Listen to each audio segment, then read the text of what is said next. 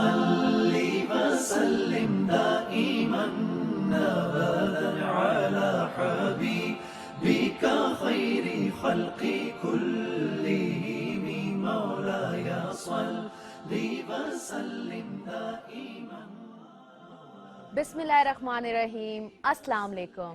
Welcome to this very special transmission on PTV World with the name of The Right Path.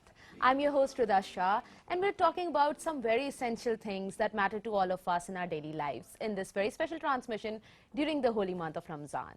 Today we'll be talking about the importance of speech, the importance of the softness of the tongue, the importance of not indulging in things that includes gossiping, quibbling and things of that sort. So to have this discussion and to ensure that how to practice these things in our daily lives, I've been joined by Dr. Kanwal Kaisar. Thank you so much, Dr. Saiba, for being with us, and Assalamu alaikum. Walaikum assalam. It's my pleasure to be on the show. Right. So we always take part in very constructive discussion, and I feel that I learn a lot from you. Being here, this opportunity is not only good for my career, but also a learning for myself as well. So being a media person, I think speech is something that is very imperative for all of us, Yes, right? Especially when you're at a position where you're talking to people and when you're reaching out to a lot of people. So first of all, can you highlight the importance of soft speech and the importance of good speech in light of the teachings of the Quran and the Sunnah, because we know that the Holy Prophet himself, he had the softest speech, and how he met people, how he interacted with people, that was very definitive of his personality. So what is your take on that? This is very important, that how we speak and how we talk to people, because if you look at what the experts say, the communication skills expert, they say that we take about 5 to 10% from the words, and then another 30% from the tone, and then is the body language. So tone, like apart from the body language, tone is something which is very important, because sometimes people say, I said the right thing, but the way they said it is so horrific that we are blown away. So if you look at in Quran, Allah subhanahu wa ta'ala repeatedly guides us towards this principle, like in Surah Qaf, and it's verse number 18, it is said, Ma yalfizu min qawlin illa ladayhi raqibun atid, that man does not utter any word except that with him is an observer who is preparing the record. Like we have these angels who are sitting over here and they are documenting everything. So that is something that makes us mindful of our own behavior rather than focusing on see what he or she is saying. Second important principle we get from Surah Al-Baqarah, verse number 83 is وَقُولُوا لِلنَّاسِ حُسْنًا. So speak to people in a very beautiful manner. So the word used is not just polite, not just the tone, not just the choice of the word. It's like a beautiful bouquet of roses or best flowers that you're picking up for people. And then we also find out that the Prophet ﷺ said, a Muslim is the one from whose tongue and hand the people are safe. So we have to safeguard people. Sometimes we are not actually picking up a physical fight. Just today someone was sharing with me that I had been living for many years with a spouse who was so narcissistic in nature. He wouldn't hit me physically, but he used such abusive language that I just have gone into deep depression because of that. And this will be a challenge with many people because of the speech, because how we communicate. So Islam lays a lot of stress on what we say, what we utter. And that is important. Right. It is indeed important. And like you said, that sometimes the physical action is not as impactful as the words spoken. Because those words can actually tear through your heart. You can recover from a physical pain, right? But you cannot recover from something bad somebody said to you, to your face. And you know, it hurts you. And it kind of is traumatic as well, because then you associate yourself with that. So in light, because we're talking about the personal space right now, right? How to avoid from indulging in gossiping and quibbling and these sort of ills that are so widespread in our society, and sadly among women it's more widespread. So your advice to the women watching us? I think that when we talk about women and men, I have seen, I've experienced that most of them are involved in one way or the other way, some sort of gossiping. Now, the nature could be different, because when we look at women, most of them, they are either involved in home politics and then the in-laws politics, Yes. and sometimes neighborhood, and like the competitive sense that they find out in the domestic domain. But when we talk about men, they are also into a lot of gossiping and quibbling when they're talking about office politics, or otherwise generally, by large, the political situation in any place. So they are also badly stuck in these areas right now. What I have seen personally is that what we're doing is we are always on amygdala hijack. Okay. Like every time we are interacting with people, what is actually happening is that our emotional brain is on a very high pace. We are picking up all the signals from the speech, from the body language, even from the words, even some unsaid thing, the subtext that is over there, in a way that we are taking strong impacts. And since we don't know how to evaluate those problems and become solution oriented, what it does to us is that it gives us a big emotional trauma. And because of that, we are caught up in our own emotions, and rather than processing the whole thing through our intellectual brain, we end up saying a nastier thing, or we end up talking about people. And as it is said that small brains, they talk about people, and the intellectual brain or the thinking brain, they talk about ideas, and they talk about being creative in nature. So this backbiting thing is something that we need to understand. Like once when the Prophet ﷺ stopped people from backbiting, and they said, what if this person actually has that challenge? We are not lying about it. So the Prophet reminded them that when you are talking about something which that person would be aware of it, behind the back of that person, and he would get upset about it, that's backbiting. Yeah. And if that thing is not actually there, there's no ground reality to whatever you're talking about, that's called slandering. So we have to understand that this is something which is factual, but sometimes, like when you people are talking about someone and they are into that hot gossip, and the person walks in, what do we usually say? Oh, you have a long life. We were just talking about you. Yeah. And this is like something that we put up a social smile, and we are still talking behind that person. So what we need to do is, when we are sitting with people, for one thing, we need to be on high alert. Because I don't want to spoil myself. I don't want to take in all the negativity and all the wrong dimensions about anyone. What I want to do is be positive, be constructive, have full control over my speech, and for that I have to be sitting with people with a lot of mindful thoughts. Second important thing is that when people indulge in backbiting or quibbling, so that's where my chance is to change the topic. Bring in something which is something that people would enjoy. Because what I've seen sometimes is that, let's say if I'm aware of this aspect that this is backbiting and I should put a stop to it, I sometimes, when the words that I use, and I say, oh, you are behaving like a hypocrite, you are behaving like such a bad person, and you are talking against so and so, and it creates bitterness among those people. Sometimes people who are not aware of this as backbiting, they just had been used to talking like that. So there is no reform in them. They're not able to improve their behavior. In fact, then later on they start talking about this person who was trying to put a stop to it. So it is important that what we say is in the right direction. And I was reading this one of the saying of the Prophet, where he said that sometimes people, they utter something and they say something in this speech which is very good, and they have no idea they've spoken about something which was so good, and it leads them on the path of Jannah. And then on the other hand, there are people who say something, it is so hurtful, it is bad, and they're taking themselves on the wrong path, and they're not even aware of it, and it is being documented for them towards hellfire, because they're leading themselves in that direction. So basically being mindful of your words is very important, because even if your intentions are not wrong, but you say things that might hurt someone else, so that has a lot of impact on you as a person as well. Because then people will be wary of you and they will try to avoid you in gatherings as well. So this is a thing that, okay, gossiping is wrong, talking behind people's back is wrong. Then there are some people who are just too outright. They'll come up to your face and they'll be like, okay, this is what's wrong with you.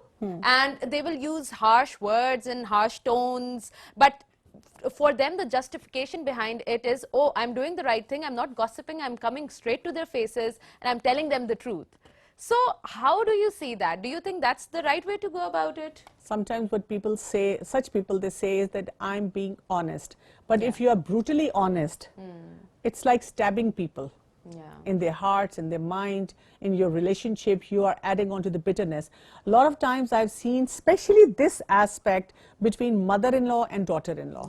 Sometimes I've seen the parents doing it to their children, that they're trying to make corrections, they're trying to help them become better human being, but at the very same time their approach is not appropriate.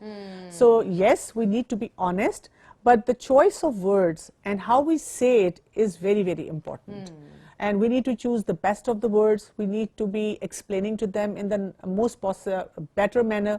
So for that, we need to be active listeners. Because when we talk about communication skills, a lot of time when people say, oh, I have good communication skills.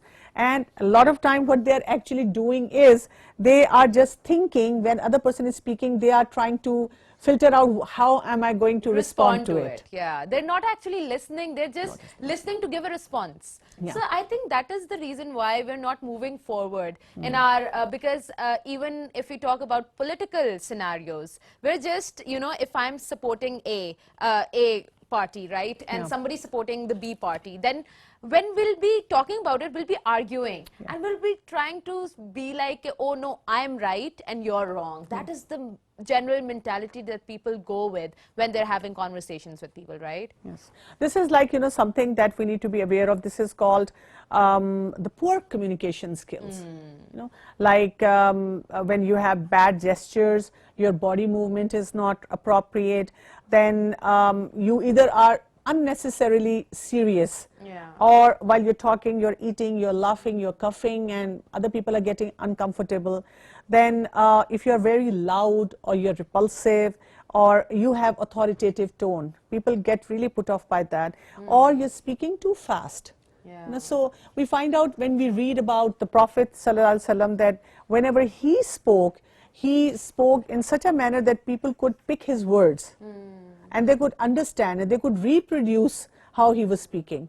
So it's like, you know, you have connection between what you are saying, and also your intellectual brain is also like, you know, documenting everything. So like, you know, you're going very cautious in how you pick your words and what you talk about. Another important thing that I've noticed in our society is that if you're bubbly and you're always talking, and people like to have such people around, but the more you speak, there are chances that more blunders and mistakes you will make. Unless you have a positive personality and people like to stick around with you. But that is something that we need to learn. Then another challenge that we come across is when we talk about speech. All our life we have heard, be quiet. Let's have pin drop silence. You know? In the name of obedience, we have never let our children and people around us learn those skills, that what is the right approach to talking to someone. So when they get the chance to talk, that's then they when don't know how they to. don't know how to. They don't know how to. So that is why it is important that in any given scenario, what I usually recommend to people is that if you're going through a challenge and there is a difficult conversation that you need to have, so what you do is first calm down your own emotions, then write down the whole scenario, then actually write down what kind of conversation you want to have, the dialogues. And sometimes what people do is they write down something and then they think about it. Now the experts say don't think about it. In fact, speak out those words in front of the mirror. Because if you're thinking, then when you're standing in front of someone, you'll still be thinking, and there will be a shout out from inside and you might not be able to utter those words, or when you utter them, you do the bad job. But when you're actually speaking them, and if you're recording those words, you will be able to reflect upon them. That is absolutely right. I think you've given a lot of advice in very difficult situations as well. Like first you said that, okay, if you're in an environment which is prone to gossip, then what you can do, you can change the topic, or either you can change your attitude, choose the right words. And then in a difficult situation, if you're having a difficult conversation with either your partner or your parents or your siblings or at work as well, be mindful, practice a lot before you speak, because I think that will really, really help us in the greater aspect as well. Okay, so right now we're living in the digital age. The window of communication has been opened for the entire world, right? There are a lot of things that we're not being taught because it's so new to all of us, and none of us really know how to respond to it, like because there hasn't been any precedence of this sort, right? So in the growing age of communication, growing age of the use of social media and everything like that, what is the importance of being responsible when it comes to speech? As I said earlier, that we need to be very cautious about what we speak, and we also need to be thinking about the words we choose and the impact they leave on different people. Right. And once you have uttered something, it's not coming back. It cannot be taken back. Yeah. It can echo in people's mind for years to come. So that is why it is important that we don't use other people as dummies or for our own catharsis. No? We need to be thinking of the impact we are having on those people. And sometimes when we are talking to other people, this is because we lack empathy. And again, I feel that for speech, we need to motivate ourselves. I was going through this very beautiful narration by the Prophet, Sallallahu Alaihi Wasallam. He said, indeed, in paradise, there are chambers whose outside can be seen from the inside and their inside can be seen from the outside. So there was a Bedouin who stood up and he said, who are they for? Obviously, he was motivated. He wanted to have it. So I think this is very, very important for our audience in the month of Ramadan as well, because the Prophet Sallallahu Alaihi Wasallam said, this is for those who speak well, who feed others, who fast regularly, and they perform their salah. They perform their salah during the night while the people are sleeping. So the first thing he mentioned was someone who speaks well. Yes. So like at the time of iftar and sahur, we can practice that. Like sometimes the kids and the people, they're shouting, where's my juice, and who has taken my platter, and where's that chutney, and where's my pakoda, and why didn't you make this thing or that thing? And sometimes parents are also saying, why don't you sit down on your seat? And then sometimes siblings are picking on each other that I'm not going to give you this thing or that thing, or sometimes, you know, they're like teasing each other. So if during the month of Ramadan we develop this compassion for everyone, we thank those people who are cooking for us, when we are sitting with our family members having iftar, because we are in such a hurry for the rest of the year that everyone is rushing around, the university times and the school times and the office time, and sometimes people now have work from home situation, so they want everyone to be hushed up and not disturb everyone. So in all those scenarios, Allah subhanahu wa ta'ala has given us this month that if you practice it, so we can create, we can enjoy the beauty of our religion, we enjoy Ramadan, and at the same time we are, like, you know, also following this the virtues which are given us in this hadith. Definitely, it's a very beautiful and motivating hadith, I would say, in order to practice good speech and being responsible for your words. So if we talk about the free speech, the concept of free speech, and I believe it is something that is being talked about a lot in the international arena, because if we move, because we now have a platform, the internet, where people exploit this freedom of speech concept. Yes, so do you see it as a curse, or do you see it as a blessing, or what is the in-between way to approach the concept of freedom of speech? Allah subhanahu wa ta'ala in our religion, Islam, has given us a certain domain and responsibility, which is related to all domains of life. And this includes speech. Freedom of speech, it finishes where your boundary starts. Like, you know, I can have a good, healthy, my freedom of speech is good, healthy self-talk. Okay? And what I can do, where I can put in my share. But freedom of speech doesn't mean that I use vulgar words. I, like, you know, just pick on anyone, use any kind of terminology for anyone, label anyone anyway. That is inappropriate. And if we look around, in the name of freedom of speech, people have been talking around, going around, but they have not been result oriented. Yes, Islam does say where you feel that you are being oppressed, where you feel that you are suffering some way or the other, then you can come out and you can talk about it. But freedom of speech over there would mean that you go to the right authorities. And sometimes even when people come up on social media because the authorities are not paying any heed to it, then even then you use appropriate words. The choice of words has to be very nice, very decent. You know, how you portray yourself. And we have all experienced that if there is someone who is talking about their issues, their challenges, and they're even protesting, but they're doing it in a very decent manner, it does have a more impact on us. But sometimes when we see people who are just playing name games and they're calling on other people, they're picking and finger pointing on other people and getting very sarcastic, this only shows the frustration that you have within your own self. Yeah. It It is doesn't- reflective of that. Exactly. So it doesn't lead you anywhere. It doesn't bring in any goodness in your life. And also you create so much negativity for a lot of people around you. I mean, I have seen youngsters who go home, they make their food platter and they go in their rooms and they don't want to hang out with their family members. Why? Because there's so many taunts. Sometimes there is Yeah. comparison. Sometimes there is ridicule, which is coming in the speech from the parents towards the kids. At the very same time, sometimes when the parents, they try to discipline their children and they're talking to them and the children would just say, because they don't like it, a certain behavior, they would just simply say, I hate you or I don't like you. When they don't actually mean it. What they're just trying to say is, I'm upset because you're not giving me the permission. So I usually advise the youngsters as well that you need to talk about your true feelings. And you know, when we are talking about the speech is very directly related to our feelings as well as our thoughts. Because that is going to reflect in our behavior. You need to validate your feeling. I'm feeling upset, I'm feeling angry, I'm feeling lonely. My husband has been working day and night and is not giving me any time. But you don't shout and scream at him. You find out evidence for your thought, because thought would tell you he doesn't love you, he doesn't care about you. You know, and why you should even be making an effort to talk to him or be loving towards him. But then you tell yourself, wait a minute, he is working hard. You know, these are difficult times. He's trying to make money. Yeah.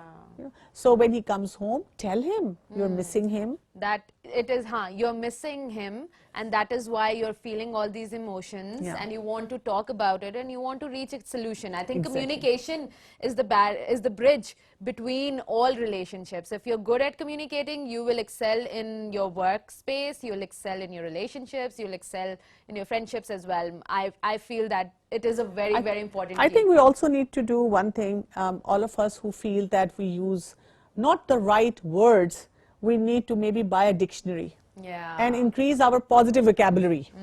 Because in our speech, sometimes maybe we keep hearing all the bad language, the foul language and Yeah. the nasty words. So we pick up all those words and we just consume them.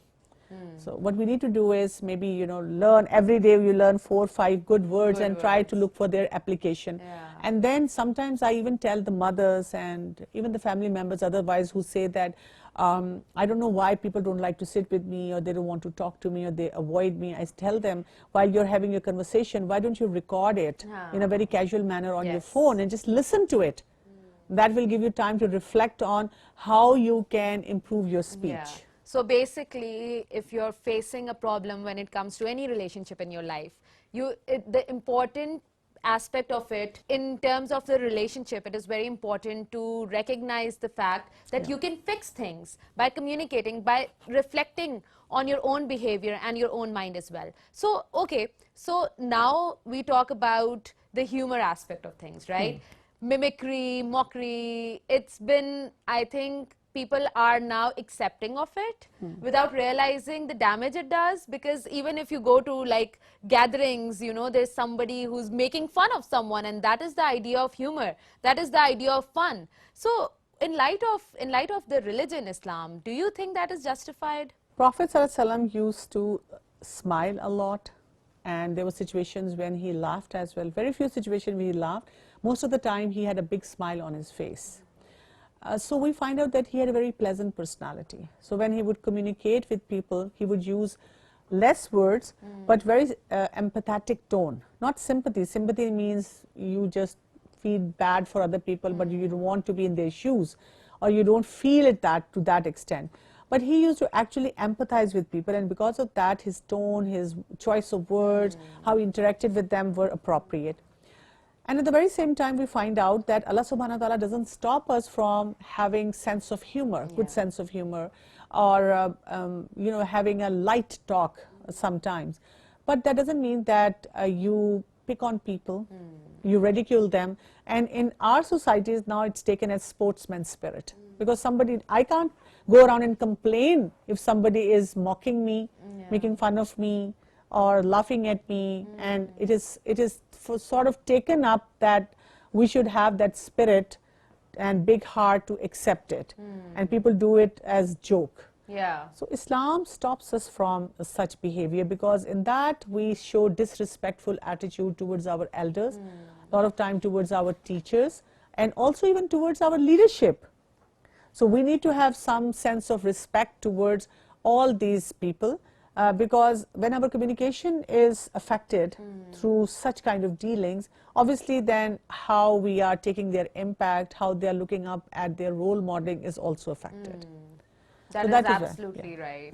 And I think it is important to not indulge in, because there are other forms of humor as well. You do not have to necessarily bring the other person down in order to make people laugh. Exactly. So one should be cognizant of this fact. Okay, so now if we talk about the media, the responsibility of the media in terms of communicating, because basically they're the ones who are doing everything because they're shaping the young minds as well. So how responsible do you feel media is in terms of imparting the sense of responsibility and the sense of effective communication to the younger generation and to all of us as well? Media definitely has a big role to play, because our youngsters and people by large are glued to their screens. One way or the other, they're learning their language, they're learning their expression in what they see on their screens.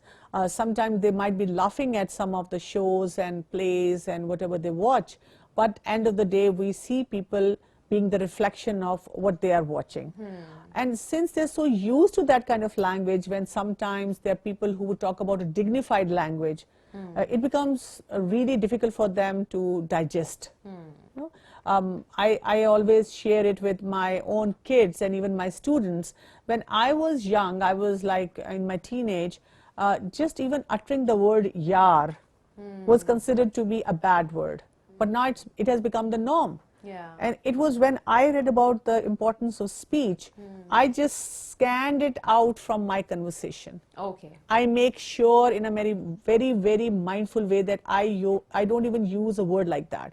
And I've actually come across kids who are talking to their parents and they're using words like that. And even the parents, they would sometimes be sitting with their kids and say, oh, I don't mind. I'm very liberal. Yeah. I'm very friendly with my open. kids.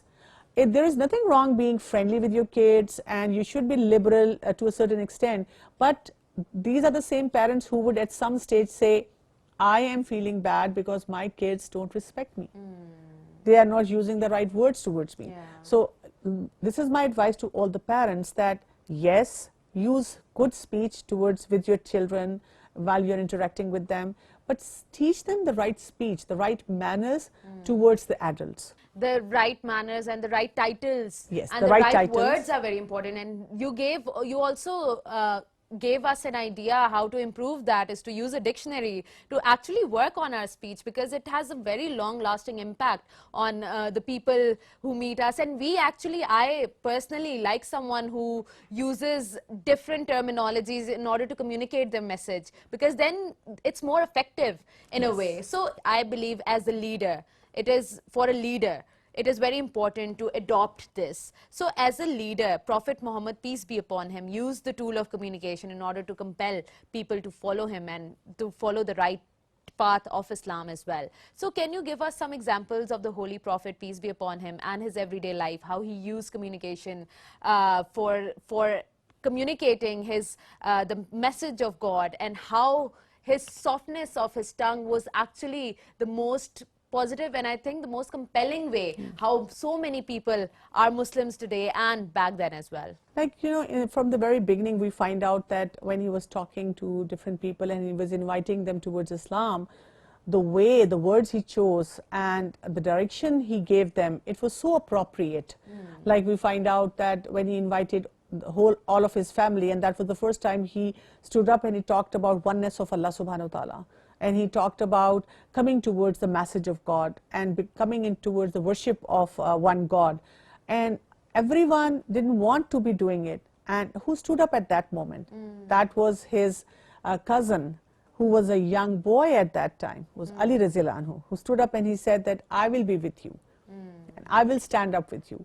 And similarly, when he wanted to train his daughter Fatima Raziyallahu Anha to follow the practices of Islam, he didn't say that if you don't do this, you are going to burn in hellfire. What he said was, I will not be able to help you on that day.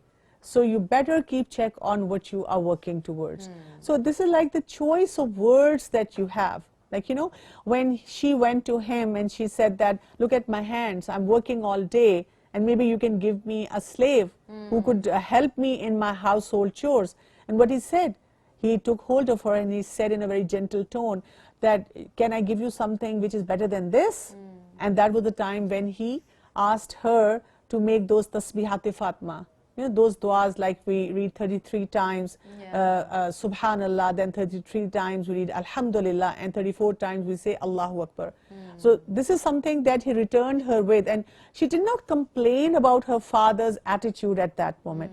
Then we find out in the Battle of Uhud, if you look at the whole background, that he told a group of the companions to stand on some hilltop guarding the rest of the people when they were in a fight. It was like a very major event for the believers, and these people, they came down before the command came for them to come down, and that was the time when Khalid bin Walid came from the backside and he attacked the believers because he wasn't Muslim at that time. So they initially lost 70 companions, and they were heartbroken that why did they do that, and they had a lot of wounds. But when the Prophet ﷺ talked to them, he did not say anything like that. He just said, what is done, let's make a plan, because this enemy can come back and attack us, and let's like make a plan and go back. And that was something which motivated them to again stand up and go back and, like, you know, then take charge of their positions and everything. So we find him at his best behavior, best speech, even in the most difficult scenarios. And I think that is the real message that needs to be given, that okay, when you're happy, everybody talks good, right? Yes. But the real challenge comes when you are upset or you are going through something, Yes. and that is when your speech actually matters. Exactly. So on that note, we will conclude today's episode of the importance of speech, and I think this was the most liberating concept for me, because you gave so many ideas on how to become better humans by actually inculcating these small changes in our lives, and how it will actually change how we think and how we talk to people, and certainly it will help you become a better person and also build better, stronger relationships. And on that note, I'll bid you farewell. Allah Hafiz, take care.